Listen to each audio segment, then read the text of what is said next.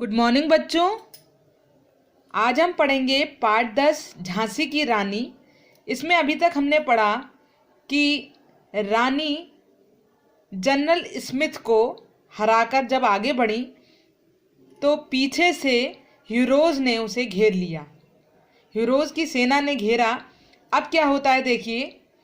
तो भी रानी मार काट कर चलती बनी सैन्य के पार, किंतु सामने नाला आया, था यह संकट विषम अपार। जब रानी को घेर लिया तब भी रानी जो है मारती काटती हुई आगे बढ़ी और सेना को पार करने लगी। लेकिन रास्ते में क्या हुआ, उनके नाला पड़ गया बीच में, जिसकी वजह से जो कि उनके लिए एक संकट का समय था। विषम माने होता है कठिन, और संकट, जब कठिन संकट उनके सामने ये आ गया कि वो नाला बीच में आ गया। घोड़ा अड़ा नया घोड़ा था, इतने में आ गए सवार। रानी एक शत्रु बहुतेरे, होने लगे वार पर वार। घोड़ा अड़ा मतलब जब नाला आया तो घोड़ा अड़ गया उसमें, क्योंकि वो नया घोड़ा था। जो रानी का घोड़ा था वो गिरकर पहले ही मर चुका था। आपको बताया था ना कि वो स्वर्ग से हार गया था। जब वो लगातार कालपी के मैदान में आई थी 100 मील चलकर, तो रानी का घोड़ा थककर मर गया था।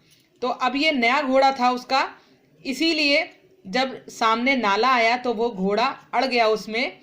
इतने में जो और सवार थे, कौन, हीरोज़ के जो सैन्य अधिकारी, सैन्य सेना थी वहाँ की, वो सब आ गई इतने में। और रानी एक थी और उसके शत्रु बहुत सारे थे। बहुतेरे मतलब बहुत सारे शत्रु थे, मतलब अंग्रेज बहुत आ गए थे। और फिर वार पे वार होने लगे। वार पे वार मतलब लड़ाई करना, इधर से वार उधर से वार, सब लोग उस पर आघात करने लगे। किस पर? रानी पर। घायल होकर गिरी सिंगिनी।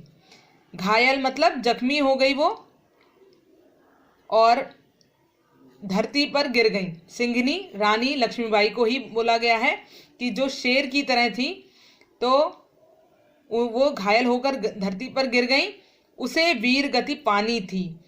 जब वो उन पर चारों तरफ से हमले हुए हैं तो वो घायल होकर धरती पर गिरी और वो वीर गति को प्राप्त हो गई। वीर गति को प्राप्त होना, जब एक योद्धा युद्ध के मैदान में मर जाता है तो उसको वीर गति प्राप्त होती है।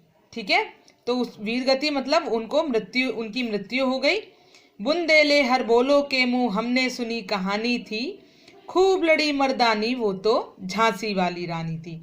मतलब कि बुंदेल के लोगों के मुंह से हमने ये कहानी सुनी कि वो झांसी की रानी थी जो मर्दों की तरह लड़ी, और जिसे सिंघनी भी यहाँ पर कहा गया।